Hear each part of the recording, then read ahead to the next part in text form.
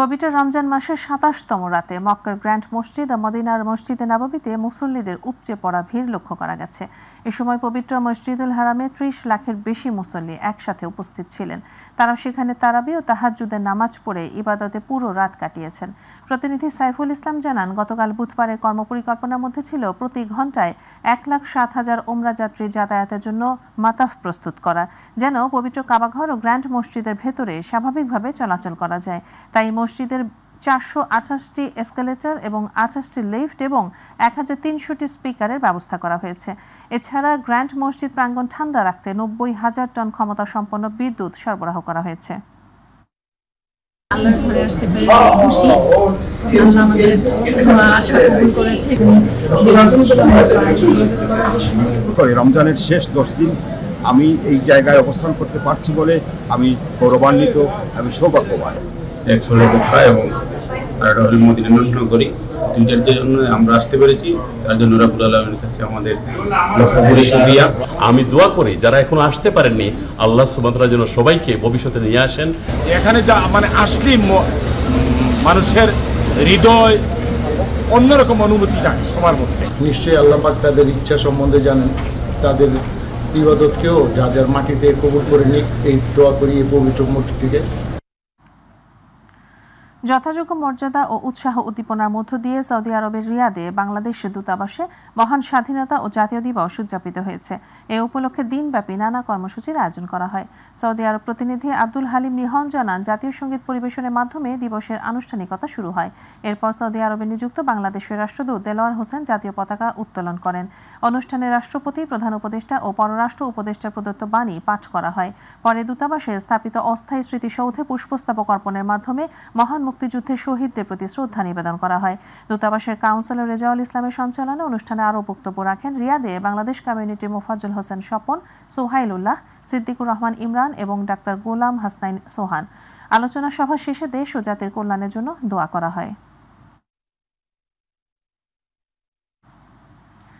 জাতীয় কবি কাজী নজরুল ইসলামের লেখা ইসলামী গানের তাৎপর্য ও প্রাসঙ্গিকতা নিয়ে ফ্রান্সের প্যারিসে আলোচনা সভা অনুষ্ঠিত হয়েছে।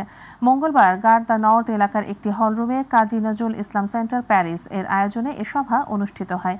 ফ্রান্স প্রতিনিধি বাদল পাল জানান, প্রবাসী বাংলাদেশিদের স্বতঃস্ফূর্ত অংশগ্রহণে অনুষ্ঠানে ইসলামিক গানে নজরুলের অবদান ও তাঁর ভাবধারা নিয়ে আলোচনা করা হয়।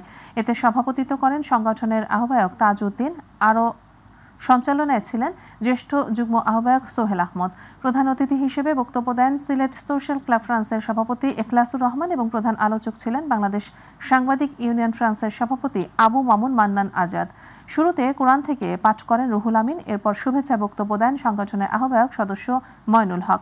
বিশেষ অতিথির বক্তব্য রাখেন সেলিম আহমদ, সাব্বির আহমদ, এনায়েত হোসেন সুহেল, ফেরদৌস করিম আখনিজ, তাইজুল ফয়েজ।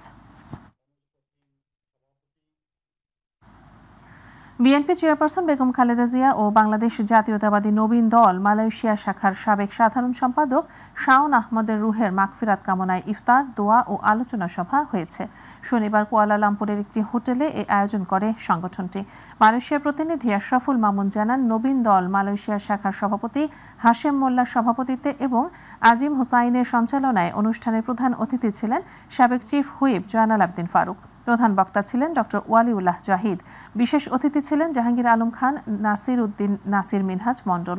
এছাড়া আবু কাউসার ভূঁইয়া, শাহ আলম বিন সিরাজ, রাজু, ইমন আলী হানিফ, জিয়াউল হক জিয়া উপস্থিত ছিলেন।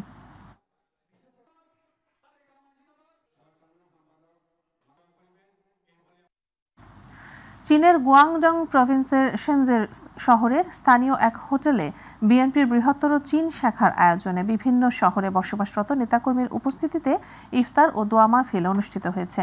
বৃহত্তর চীন শাখা বিএনপি নেতা ব্যবসায়ী শাখাওয়াত হোসেন কাননের সভাপতিত্বে ও সাবেক ছাত্রনেতা ওয়ালিউল্লাহ সঞ্চালনায় ইফতার মাহফিল পূর্ব আলোচনা সভায় বক্তব্য রাখেন সাবেক ছাত্রনেতা ও চায়না বিএনপি নেতা আসিফ হক রূপু, শেখ মাহবুবুর রশিদ, রাজশাহী বিশ্ববিদ্যালয় জিয়াউর রহমান হল ছাত্রদলের সাবেক সাধারণ সম্পাদক এস এম আলামিন। বক্তব্যে চীনের সাথে বাংলাদেশের সম্পর্ক উন্নয়ন এবং দেশের স্বার্থ রক্ষায় নেতাকর্মীদের কাজ করার অনুরোধ জানিয়ে সাবেক ছাত্রনেতা আসিফ হক রূপু তারেক রহমানের ৩১ দফা বাস্তবায়নে দেশের মানুষের সাথে চীন শাখা নেতাকর্মীদের জনসম্পৃক্ততা বাড়াতে তাগিদ দেন।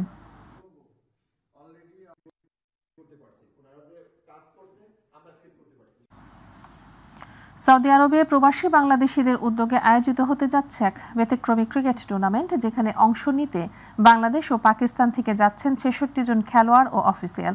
প্রায় 5 লাখ রিয়াল বাজেটের এই টুর্নামেন্টটি শুরু হবে আগামী 18 এপ্রিল এবং এতে প্রতিযোগিতা করবে মোট 16টি দেশ। সৌদি আরব প্রতিনিধি আব্দুল হালিম নিহন জানান, টুর্নামেন্টে বাংলাদেশ ও পাকিস্তানের জনপ্রিয় টেপ টেনিস ক্রিকেটাররা অংশ নেবার কথা রয়েছে। বাংলাদেশ থেকে যাচ্ছেন helicopter Bablu, king Shukkur, DJ Rony সহ 50 জন খেলোয়াড় ও কোচিং স্টাফ।